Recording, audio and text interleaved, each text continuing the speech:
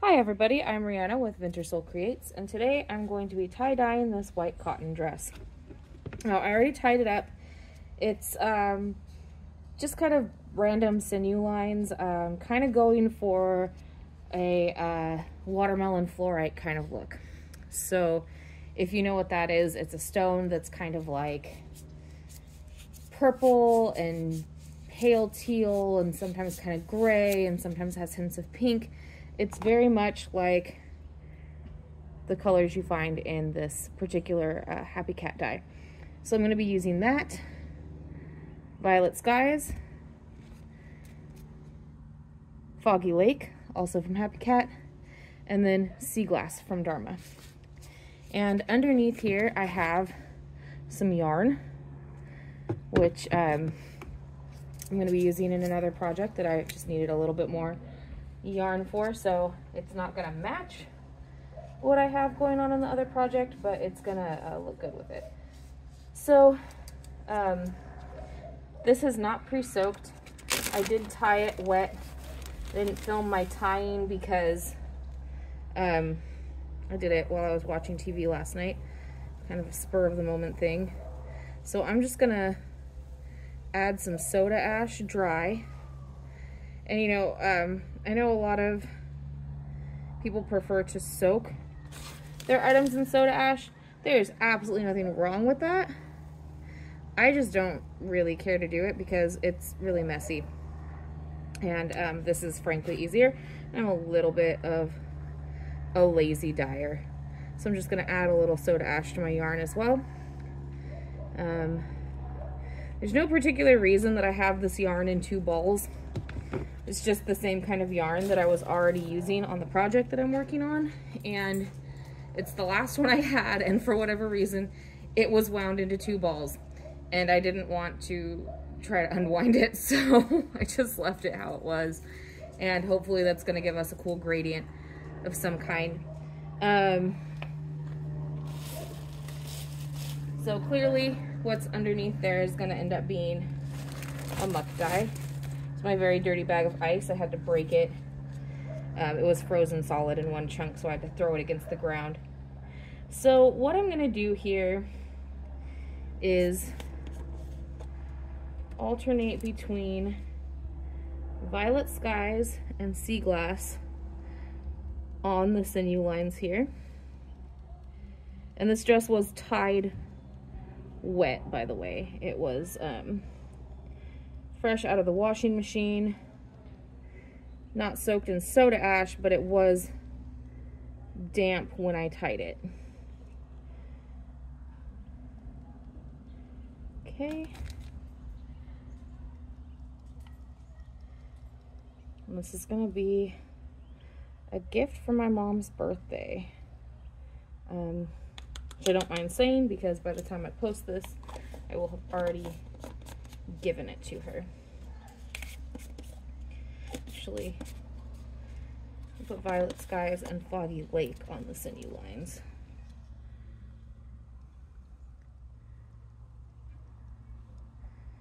Okay. I'm definitely wanting this particular garment to have kind of more of a watercolor-esque effect. So my goal here is to not go too heavy-handed on the dye. I can tend to be really, really heavy-handed. I am one of those people who always thinks that I don't have enough dye. And I'm almost always incorrect about that.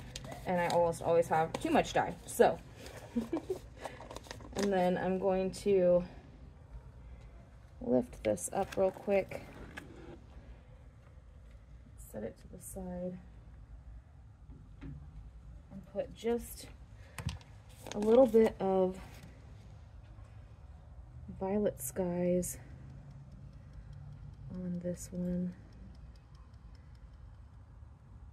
and actually I need to go grab something real quick. Okay, so I went and grabbed another color, Periwinkle, because Periwinkle has a lot of pink splits and blue splits, and that's gonna work really well with the the colorway I'm trying to make for this yarn.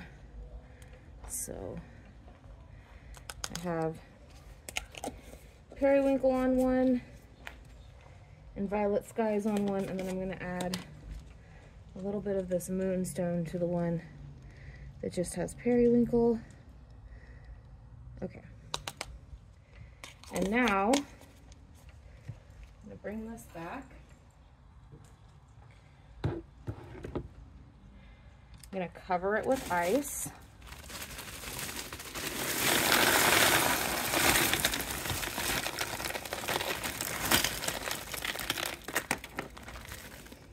And this cool little kind of colander set here I think I got it at IKEA. I want to say that's where I got it. It looks like something I'd get at IKEA. I can't totally remember at the moment where I got it. I purchased it a while ago, and this is the first time I've used it. So now I'm just going to take my other colors and sort of sprinkle them over the top in like sections.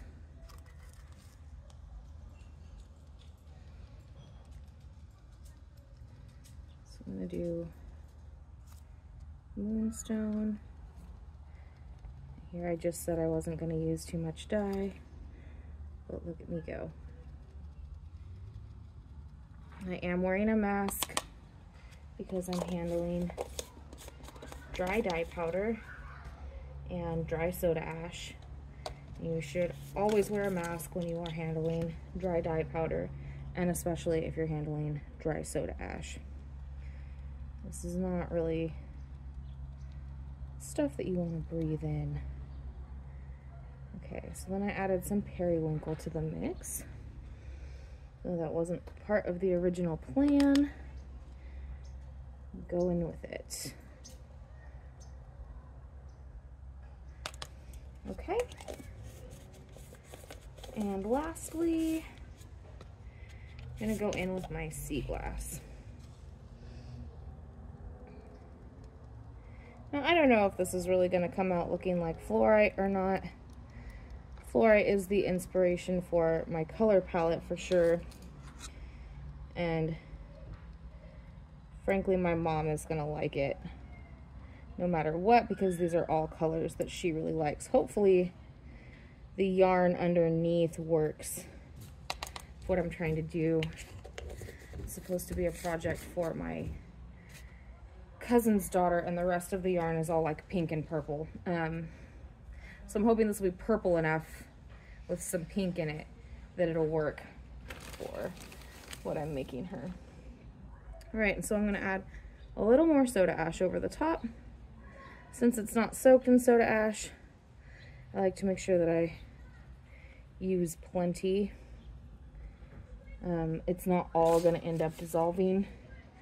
Is this a little bit wasteful compared to soaking? Yes, it definitely is. But soda ash is not expensive. I buy mine from Dharma, and the most expensive thing about it is the shipping. So anyways, here it is. I'm gonna leave this out here and let it process. Doesn't look like it's gonna rain, but you know what, even if it does, I don't care if this gets a little bit of rain on it. I've used rain to dye things plenty of times, so definitely not an issue with that. So yeah, I'm just gonna leave this out here and let it process. And oh, looks like my baby is awake. So good time to end this segment of this video. I will be back with the finished product because I don't currently have a great place to film my washouts. I'm washing out in my kitchen sink, and my kitchen is always a mess, and I don't want to film it. So I'll be back with the finished garment. All right. So here is this dress finished. Yeah, came out a little bit different than I was expecting. I did add some,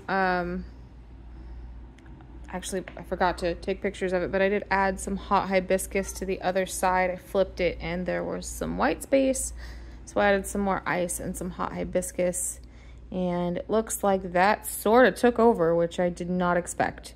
But it's very pretty. I think my mom is gonna love this dress. I'm doing kind of a quick little exit video here because she's leaving on vacation sooner than I thought. And I have to go and take this to her this evening. So here's the back. Most of the moonstone wound up on the back, but I really like how this came out. I'm very happy with it, and I think she's gonna love it. So yay, success. All right, that's a wrap. Bye. I don't twirl as good as I did a couple of years ago.